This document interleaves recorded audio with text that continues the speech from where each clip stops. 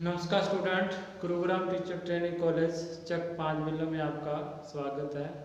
हम बी.एड द्वितीय वर्ष की क्लास के अंदर समावेशी शिक्षा का निर्माण या सृजन विषय का अध्ययन कर रहे हैं। इसके अंदर हमारा एक टॉपिक चल रहा था, प्रकरण चल रहा था शिक्षा का अधिकार 2009 या निःशुल्क एवं अनिवार्य शिक्षा का अधिकार 2009, जो कि पूरे भारत के अंदर 1 अप्रैल 2010 को लागू हुआ था। और राजस्थान में इस एक्ट को जो लागू किया गया था, निर्माण किया गया था, वो 1 अप्रैल 2011 में किया गया था। और नार्वे, जैसे कि आपको पता है कि नार्वे पहला देश था जिसने शिक्षा का अधिकार को लागू किया था, और भारत देश है वो 135वां देश था जिसने शिक्षा के अधिकार को लागू किया था। यदि हम इससे बात करें तो इसमें अपने बात मुख्य रूप से आती है मूल अधिकार की, कि जो 86वां संविधान संशोधन 2002 है, उसके अंदर मूल अधिकार के अंदर अनुच्छेद 21A में बालकों को शिक्षा प्राप्त करने का अधिकार दिया गया। और इसके अंदर जो मूल कर्तव्य है उसके अंदर भी क्या है, उसमें जो मूल कर्तव्य के जोड़ा गया, जिसके अंदर बालकों को कर्तव्य दिया गया कि आप अपने बालकों को अपने बच्चों को शिक्षा ग्रहण करवाएं, उन बालकों का कर्तव्य है। और इसी के साथ ही नीति निर्देश तत्व में भी इसका उल्लेख किया गया कि 6 से लेकर के 14 वर्ष तक के बालकों के लिए जो सरकार है उसको निर्देश दिए गए कि वो शिक्षा ग्रहण करवाने का, निःशुल्क और अनिवार्य शिक्षा ग्रहण करवाने का प्रयास करेगी 6 से लेकर के 14 वर्ष तक के बच्चों के लिए। तो इसमें हमने अध्यायवार जो अपना अध्ययन कर रहे थे, तो हमने देखा था कि इसके अंदर 7 अध्याय हैं और 7 अध्याय में 38 धाराएं या अनुच्छेद हैं, जिसके अंदर हमने एक नंबर अध्याय में अध्ययन किया, जिसमें 2 धाराओं का प्रावधान है, धारा 1 और 2, जिसमें परिभाषित किया गया है, कुछ परिभाषाएं दी गई हैं और कुछ जो विद्यालय के प्रकार के बारे में अध्ययन किया गया है। उसी के बाद में जो अध्याय नंबर 2 है, जो कि धारा 3 से 5 तक है, और उसके अंदर बच्चों को 6 से लेकर के 14 वर्ष तक के बालकों के लिए निःशुल्क और अनिवार्य शिक्षा का प्रावधान किया गया है। बच्चे को आयु के हिसाब से, एज के अकॉर्डिंग प्रवेश देने की बात कही गई है, और बच्चे को जब तक उसकी प्रारंभिक शिक्षा पूर्ण नहीं हो जाती उसको विद्यालय से निकाला नहीं जा सकता, और बालक को किसी भी कंडीशन में, किसी भेदभाव के आधार पर विद्यालय में प्रवेश देने से नहीं रोका जा सकता। इस प्रकार के जो प्रावधान हैं वो अध्याय नंबर 2 में किए गए, जिसमें एक विद्यालय में स्थानांतरण न पूरा होने, उसमें शिक्षा न पूरी होने पर उसका स्थानांतरण या TC है वो प्रदान की जाएगी। उस स्थानांतरण के अंदर जो प्रबंधक विद्यालय का प्रबंधन है वो उसकी मदद करेगा। इसी प्रकार के जो सरकार के उत्तरदायित्व है वो सरकार के और स्थानीय प्राधिकारी के जो उत्तरदायित्व है या स्थानीय सरकार के जो उत्तरदायित्व है वो अध्याय नंबर 3 के अंदर है, जिसके अंदर धाराओं की बात करें तो इसके अंदर 6 से लेकर के 11 धाराओं की बात की गई है, 6 से लेकर 11 तक के। और उसके अंदर इसमें सरकार को कहा गया है कि आप इस एक्ट को लागू होने के 3 वर्ष के अंतर्गत सभी विद्यालयों में लागू करेंगे, और 1 से लेकर के 5 वर्ष तक के बालकों के लिए 1 किलोमीटर के दायरे में विद्यालय होना चाहिए, और 6 से लेकर के 8 तक के जो बालक हैं उनके लिए 3 किलोमीटर तक के दायरे में विद्यालय होना चाहिए। इसी प्रकार की अन्य बातें थी, निःशुल्क पुस्तकें या लेखन सामग्री की व्यवस्था करना, या फिर इसके अंदर अक्षम बालकों के लिए जो सुविधाएं प्रदान करना, उसकी क्षमता को देखते हुए वहाँ के भौतिक संसाधन व उसके लिए यातायात सुविधा उपलब्ध करवाना, ये भी एक सरकार का और वहाँ स्थानीय जो प्राधिकारी हैं उनका कर्तव्य बनता है। अभिभावक को भी इसमें निर्देश दिया गया, उनको भी कहा गया कि आप 6 से लेकर के अपने बालकों के 6 से लेकर के 14 वर्ष तक के बालकों को निःशुल्क प्रवेश दिलाएं और नामांकन भी करवाएं, और नामांकन कराने के साथ साथ उसकी जो प्रारंभिक शिक्षा है उसको पूर्ण करें। तो इस प्रकार से हमने अध्याय नंबर 3 के अंदर सरकार के उत्तरदायित्व भी देखे। इसी के साथ ही हमने अध्याय नंबर 4 के अंदर देखा कि विद्यालय और शिक्षक क्या क्या उत्तरदायित्व है। तो विद्यालय और शिक्षक के उत्तरदायित्व में हमने देखा कि इसके अंदर विद्यालय में किसी प्रकार का शुल्क नहीं लिया जाएगा। सरकारी विद्यालय के अंदर कोई भी विद्यालय है किसी प्रकार का, वो विद्यालय में बच्चों को प्रवेश देने के लिए किसी भी प्रकार की चयन की प्रक्रिया नहीं अपनाएगा, उसका कोई ऐसा टेस्ट या कोई इस प्रकार की प्रक्रिया नहीं अपनाएगा जिसके अंदर कि बच्चे को एक टेस्ट या एक परीक्षा से गुजरना पड़े। उसके लिए निःशुल्क व अनिवार्य रूप से प्रवेश देने की व्यवस्था होगी। इसी प्रकार से निजी विद्यालय हैं या विशेष विद्यालय हैं, उनके लिए जो कक्षा 1 के अंदर 25% जो सीटें हैं वो आरक्षित करने का प्रावधान है। चाहे विद्यालय है, निजी विद्यालय है, उसके लिए कक्षा 1 से लेकर 1 में 25% सीटों का निःशुल्क आरक्षण करने का प्रावधान है, जिसपे निःशुल्क रूप से प्रवेश दिया जाएगा। इसी प्रकार से हम आगे देखते हैं कि इसमें कोई भी बालक है वो शिक्षण कार्य में जो भी दिक्कत आ रही है, उसको शिक्षा ग्रहण करने में दिक्कत आ रही है, उसको दूर करने का प्रयास जो दायित्व है विद्यालय का है या शिक्षक का है। यदि कोई अपने पढ़ाई छोड़ता है, उसके कारणों का पता लगाना कार्य है, वो एक शिक्षक का कार्य है कि उसके कारण क्या है, उसको दूर करने का प्रयास करना है। और यदि कोई विद्यालय चंदे के रूप में या प्रवेश शुल्क के रूप में कोई भी प्रवेश चयन इसके अंदर पैसे बालक से लेता है, रुपए लेता है या चंदा लेता है, तो उसके लिए प्रावधान है कि उस पर जो साबित होने पर 10 गुना अर्थदंड उनसे लिया जाएगा। इसी प्रकार से यदि कोई चयन प्रक्रिया अपनाता है तो चयन प्रक्रिया में पहली बार जो अपनाएगा तो 25,000 का जुर्माना है, और यदि उस चयन प्रक्रिया को बार बार अपनाता है तो उसके लिए 50,000 का जुर्माना है। इसी प्रकार से हमने देखा कि इसमें प्रत्येक बालक की योग्यता और क्षमता के अनुसार आंकलन किया जाता है और अभिभावकों से नियमित बैठक भी की जाती है। और इसके लिए विद्यालय के विकास के लिए विद्यालय प्रबंधन समिति होगी, विद्यालय प्रबंधन और विकास समिति होगी, जो विद्यालय में विकास के लिए कार्य करेगी। इसके लिए इसमें लोकल के जो प्रतिनिधि होते हैं वो सदस्य होंगे और अभिभावक है जो बच्चों के वो सदस्य होंगे। तो लगभग 327 सदस्य हैं वो अभिभावक होते हैं। इस प्रकार से जो समिति है वो विद्यालय के कार्य को देखती है, उसके आय व्यय का भी लेखा जोखा भी करती है। तो ये समिति का कार्य विद्यालय के अंदर बहुत ही महत्वपूर्ण हो जाता है। निःशुल्क अनिवार्य शिक्षा के प्रावधान को लागू करने में भी इसका जो महत्व है बहुत अधिक हो जाता है। आज हम अध्याय नंबर 5 की बात करेंगे। तो 5 के अंदर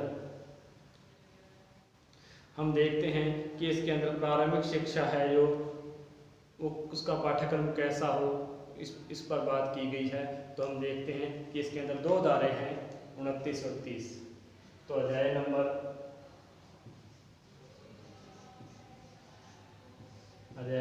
5 जिसका नाम है प्रारंभिक शिक्षा का पाठ्यक्रम।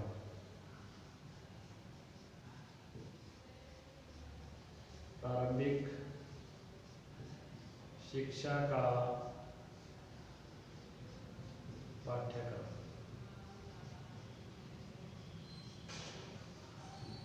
इसमें जो धाराएं की बात करें 2 धाराएं हैं इसके अंदर 29, 30। इस प्रकार से 4 नंबर जो अध्याय था उसके अंदर 12 से लेकर के 28 तक की धाराएं थी। इसी प्रकार से इसके अंदर है जो धारा या अनुच्छेद अपने कह सकते हैं, इस एक्ट के जो अनुच्छेद हैं धाराएं हैं 29 और 30 2 धारा है। इन धाराओं के अंदर क्या प्रावधान किया गया है?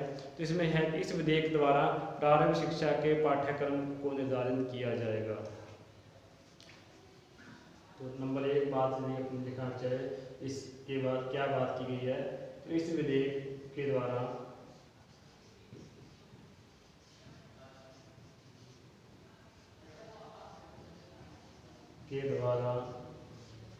प्रारंभिक शिक्षा के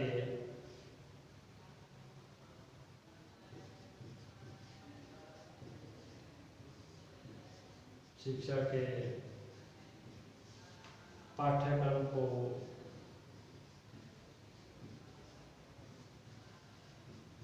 निर्धारित किया जाएगा।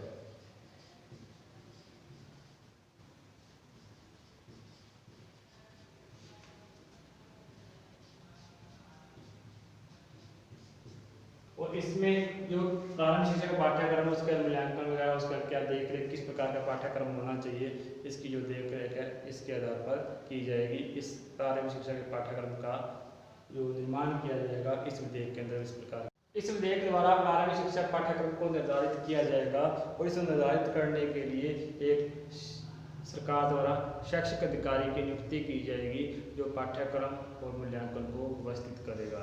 तो हम लिख सकते हैं सरकार द्वारा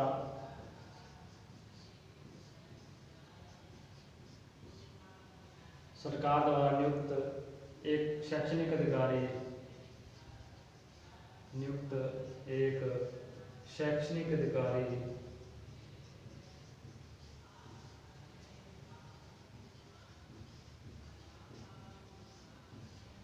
पाठ्यक्रम व मूल्यांकन को व्यवस्थित करेगा। तो इस प्रकार से व्यवस्थित करेगा। इसी के आधार पर हम देखते हैं कि पाठ्यक्रम मूल्यांकन व्यवस्थित करने के लिए शिक्षा अधिकारी नियुक्त किया जाएगा जो इस पाठ्यक्रम को भी देखेगा, मूल्यांकन की क्या प्रक्रिया रहेगी इसको भी देखेगा। तो पाठ्यक्रम बाल केंद्रित गतिविधियों पर आधारित होना चाहिए, ये बात इसके अंदर की गई है। पाठ्यक्रम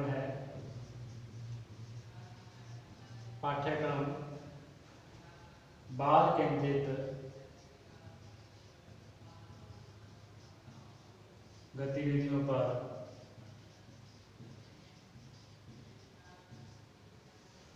आधारित होना चाहिए। तो पाठ्यक्रम है वो बाल केंद्रित गतिविधियों पर आधारित होना चाहिए, यानी कि बच्चे के अकॉर्डिंग होना चाहिए, बट चाइल्ड सेंट्रलाइजेशन होना चाहिए, उसके अंदर चाइल्ड सेंट्रल होना चाहिए, जिसमें शिक्षक के केंद्रित नहीं होना चाहिए। जिस प्रकार का बच्चे की रुचि जो देता है, बच्चे को समझ में आ रहा है, उस प्रकार का पाठ्यक्रम होना चाहिए। बाल केंद्रित गतिविधियों पर आधार बाल केंद्रित विधियों के आधारित होना चाहिए।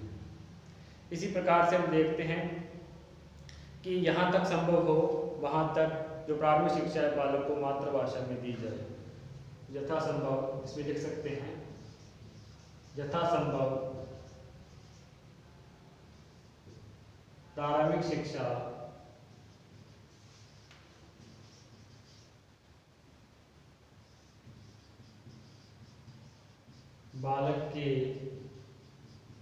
बालक की मातृभाषा में दी जाए। मातृभाषा में दी जाए। तो ये बात की है कि जहाँ तक संभव हो बालक को उसकी जो शिक्षा है उसकी उसी लैंग्वेज, उसकी जो मातृभाषा है, माँ बोली है, उसके अंदर दी जाए। इसी प्रकार से हम देखते हैं कि बालक को का जो डर है, सदमा है, जो झिझक है उसको दूर कर वो स्वतंत्र रूप से अभिव्यक्ति दे सके, इस प्रकार का पाठ्यक्रम निर्माण किया जाए। तो इसमें अपने लिख सकते हैं कि बालक डर और सदमे से दूर होकर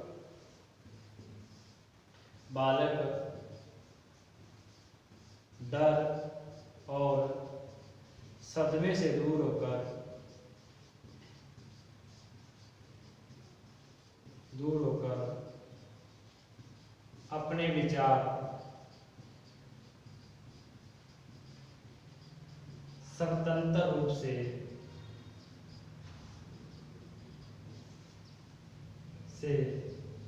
व्यक्त कर सके, इस प्रकार का वातावरण देना है, इस प्रकार का पाठ्यक्रम बालक को देना है कि वो अपने विचार क्या है सदमे से दूर होकर के स्वतंत्र रूप से व्यक्त कर सके, अपनी इच्छाओं अपनी जिज्ञासाओं को क्या है व्यक्त कर सके और उसको पूरा कर सके।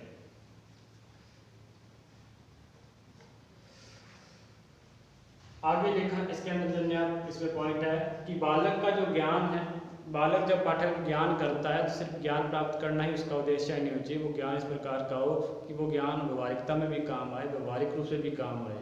इस प्रकार से हम देखते हैं कि पाठ्यक्रम निर्माण में यह ध्यान रखा जाए, पाठ्यक्रम ऐसा होना चाहिए कि ज्ञान प्राप्त करने के साथ साथ वो व्यवहारिक जीवन में भी सफलता प्राप्त कर सके। तो पाठ्यक्रम ज्ञान प्राप्ति के साथ साथ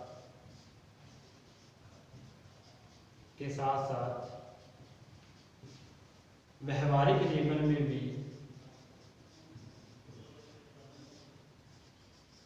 व्यवहारिक जीवन में भी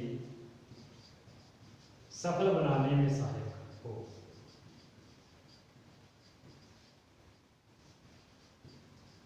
तो पाठ्यक्रम ऐसा हो जो ज्ञान प्राप्ति तो करेगा, पाठ्यक्रम में तो ज्ञान प्राप्ति तो होगी, उसका सिर्फ नॉलेज तो होगा इसको, लेकिन नॉलेज के साथ साथ वो ज्ञान है वो व्यवहारिक जीवन में काम आए, इस प्रकार की बात इसके अंदर होनी चाहिए पाठ्यक्रम के अंदर, कि जो पाठ्यक्रम है वो व्यवहारिक जीवन पर भी आधारित होना चाहिए। पाठ्यक्रम में दैनिक वस्तुओं से जुड़ी वस्तुओं का समावेश होना चाहिए। पाठ्यक्रम में दैनिक वस्तुओं से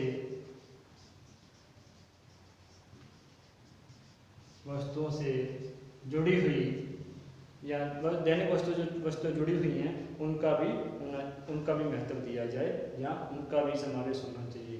दैनिक वस्तुओं को भी पाठ्यक्रम में दैनिक वस्तुओं को भी महत्व दिया जाए। तो दैनिक दिया जाए जिस प्रकार में लिख सकते हैं कि इस खेल खिलौने हैं या प्रवेशीय वस्तुएं हैं, प्राकृतिक साधन हैं, इस प्रकार की जो वस्तु हैं इसका भी समावेश इसके अंदर होना चाहिए। तो इसमें अपन लिख सकते हैं जैसे खेल खिलौने,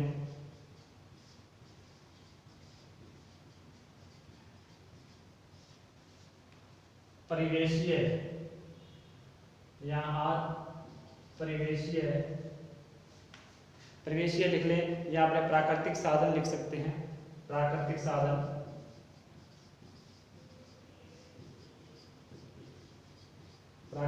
जैसे हवा, पानी है, इस प्रकार की चीजों का भी इसके अंदर समावेश होना चाहिए। कहने का मतलब दैनिक जीवन जो वस्तुएं काम आती हैं उनका भी समावेश पाठ्यक्रम के अंदर होना चाहिए।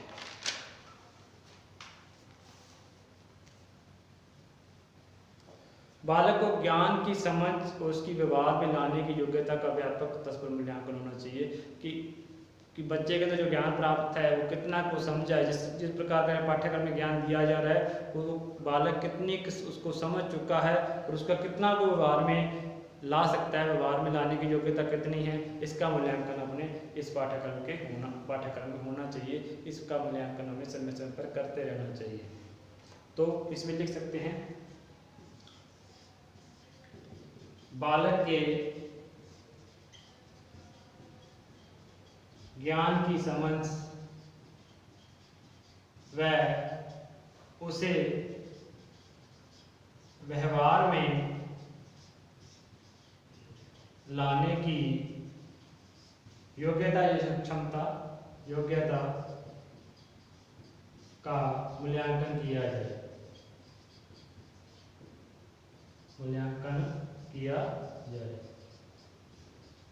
तो जो ज्ञान उसने प्राप्त किया है उसको कितनी समझ है, उसको कितना प्राप्त किया है और किस आधार पर उसको क्या है उसका मूल्यांकन व्यापक रूप से निरंतर रूप से किया जाता रहना चाहिए। इसी प्रकार से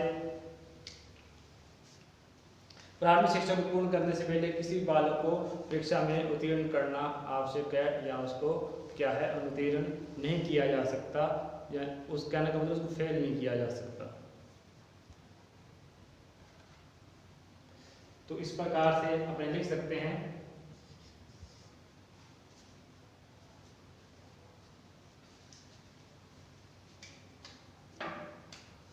तो हमने देखा है कि बालक के ज्ञान की समझ उसे व्यवहार में लाने की योग्यता है उसका व्यापक रूप से मूल्यांकन किया जाना चाहिए, व्यापक रूप से उसको निर्धारित किया जाना चाहिए। जो ज्ञान उसने प्राप्त किया है वो कितनी उसको समझ में आई है, उसको कितना वो व्यवहार में वो प्रयोग कर रहा है। तो आगे जो पॉइंट अपने कर रहे थे कि प्रारंभिक शिक्षा पूर्ण करने से पहले बालक को एक तो उत्तीर्ण नहीं किया जा सकता, और उत्तीर्ण करने से क्या है उसमें जो बोर्ड की जो परीक्षा होती है उसको उत्तीर्ण करना या उसको पास करना जरूरी नहीं है। तो अपने लिख सकते हैं कि प्रारंभिक शिक्षा पूर्ण करने से पहले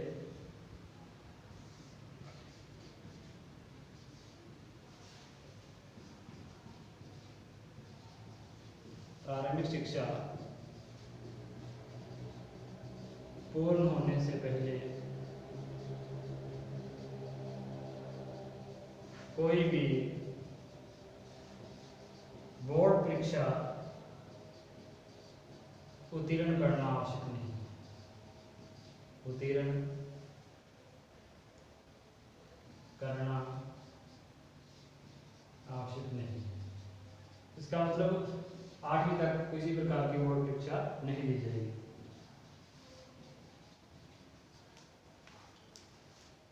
नेक्स्ट जो पॉइंट है इसके अंदर अपने लिख सकते हैं कि इसमें जो निर्धारित प्रारूप का जब तक प्रारंभिक शिक्षा पूर्ण हो जाएगी उसको पूर्णता प्रमाण पत्र दिया जाएगा कि आपने जो प्रारंभिक शिक्षा पूर्ण कर ली है, तो एक प्रारूप में प्रमाण पत्र दिया जाएगा। इसमें पूर्णता प्रमाण पत्र या प्रारंभिक शिक्षा पूर्णता प्रमाण पत्र दिया जाएगा। प्रारंभिक शिक्षा पूर्ण होने पर बालक को एक प्रमाण पत्र दिया जाएगा।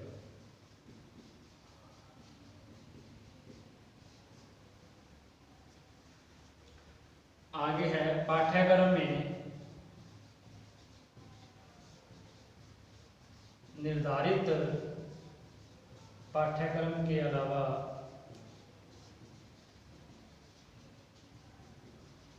अन्य गतिविधियों का भी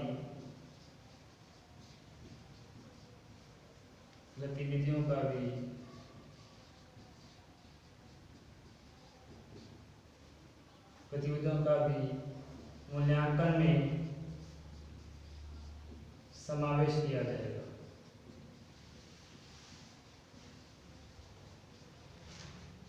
कहने का मतलब है कि निर्धारित पाठ्यक्रम में पुस्तकीय ज्ञान है, उसके अलावा यदि वो खेल गतिविधियां हैं, संगीत है, इसके अंदर भी वो रुचि लेता है, इसके अंदर भी किसी प्रकार की योग्यता है, वो भी मूल्यांकन के अंदर उसको भी समावेश किया जाएगा। तो इस प्रकार से हम समावेश शिक्षा के रूप में देखें तो पाठ्यक्रम जो 2009 है उसके अंदर बहुत कुछ इस प्रकार के प्रावधान किए गए हैं जो समावेश शिक्षा को बढ़ावा देते हैं, और समावेश शिक्षा है इसको क्रियान्वित करने में काफ़ी सफल हुई है।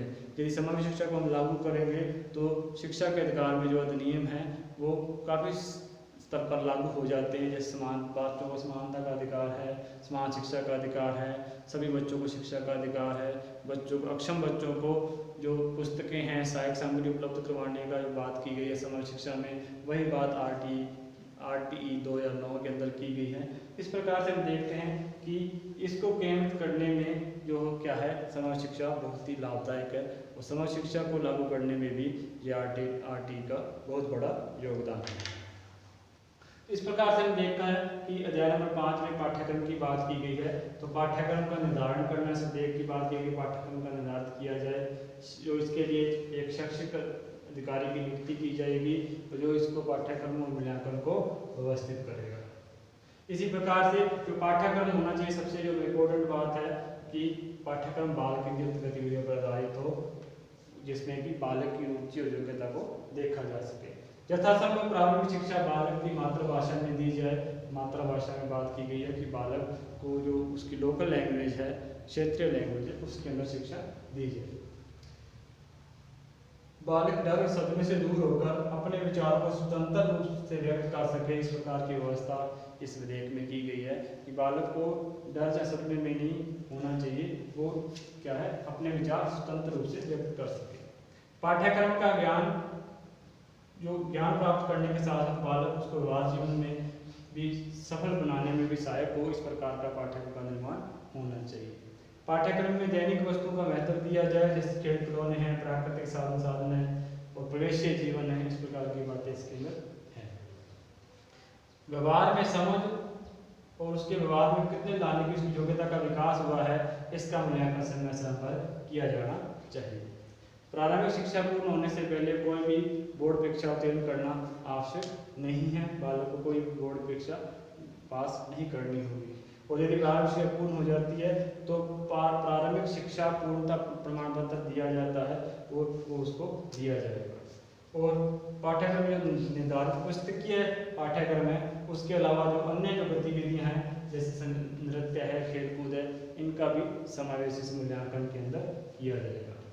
इस प्रकार से हमने आज शिक्षा के अधिकार का अध्याय नंबर 5 का अध्ययन किया है।